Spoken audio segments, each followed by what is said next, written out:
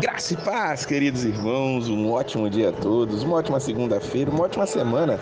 Hoje, dia 15 de janeiro de 2024, e o nosso devocional diário está no livro de Marcos, capítulo de número 11. Já estamos no capítulo 11 do livro de Marcos, na leitura deste ano, e nós vamos ver Jesus indo a Jerusalém. Quando Jesus vai a Jerusalém desta feita, ele vai entrar triunfalmente. Tudo é feito de uma maneira especial.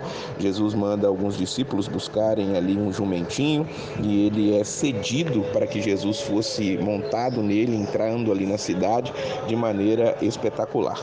Nós vamos ver que quando Jesus chega até aquela cidade, ali Jesus é recebido, é ovacionado naquele lugar.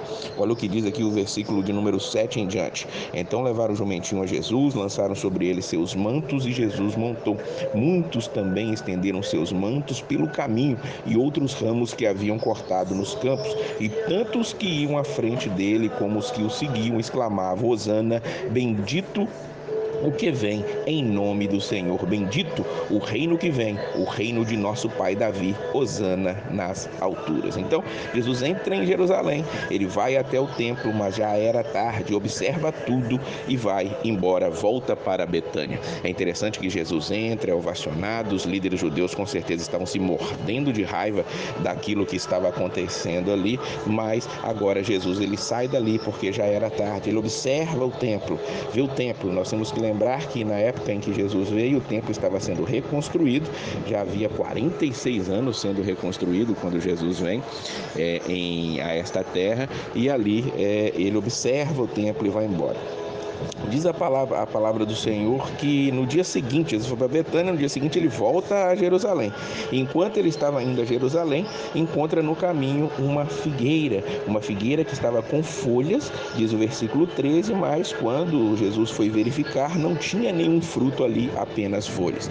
A gente precisa entender que as figueiras, quando elas dão folhas, é porque já deram os seus frutos. Então, naturalmente, se tem folhas, era para ter frutos, mas aquela figueira era diferente, ela tinha folhas e não tinha frutos, não tinha figos ali nela, e Jesus ele vai falar com aquela figueira que não produza mais. Na verdade, Jesus está trazendo uma figura muito clara aqui da hipocrisia, aquilo que parece que é, mas não é. Tanto que quando os discípulos vão sair de Jerusalém, eles veem ali aquela figueira seca, e Jesus ele vai dar uma lição àqueles discípulos. Olha o que diz Pedro no versículo 21: Mestre, olha, a figueira que amaldiçoaste secou.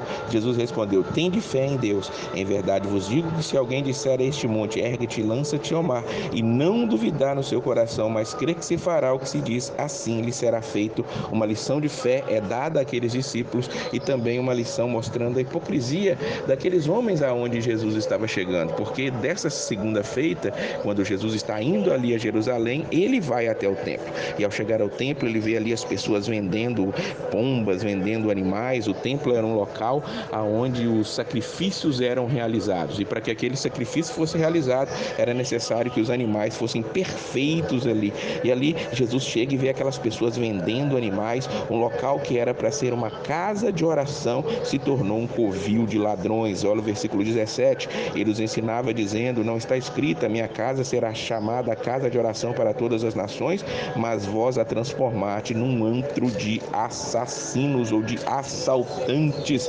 Quando Jesus faz isso, os sacerdotes ficam em polvorosas. Por quê? Nos diz os historiadores que os vendedores ali ao redor daquele templo trabalhavam para os sacerdotes, para o sumo sacerdote, trabalhavam para aquelas pessoas que iriam examinar aqueles animais. Imagina a corrupção por trás disso.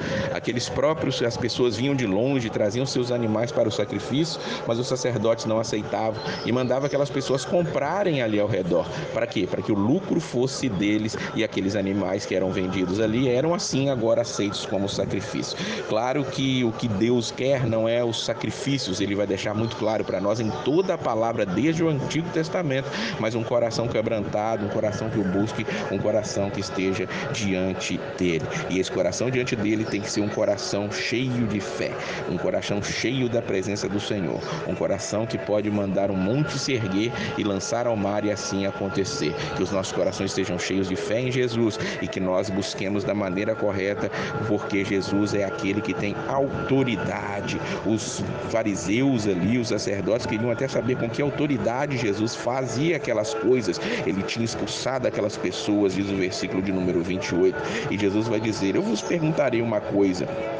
Jesus responde com outra pergunta, e a pergunta que ele faz é, no versículo 30, o batismo de João era do céu ou dos homens? Aquilo ali era uma sinuca de bico para aqueles homens, porque eles não conseguiram responder, porque se eles respondessem uma coisa, as pessoas diriam: se o batismo de João é do céu, então por que eles o rejeitaram? Se ele é da terra, ele seria perseguido, porque as pessoas tinham João em grande estima, e eles não responderam nada a Jesus. Disseram no versículo 33, não sabemos, e Jesus respondeu para ele: então, nem eu vos digo com que autoridade faço essas coisas. A autoridade de Jesus vem da sua palavra, a autoridade de Jesus vem dele mesmo, o Rei da glória, o Rei da vida, o Rei eterno, aquele que faz, fez e sempre fará. Que nós nos voltemos a ele, que entendamos que ele é o local de adoração, ele é onde nós devemos ir, para onde não, para quem iremos, se só ele tem as palavras de vida eterna. Que nos voltemos a ele, que sejamos aqueles que recebem Jesus em nossa casa com grande alegria,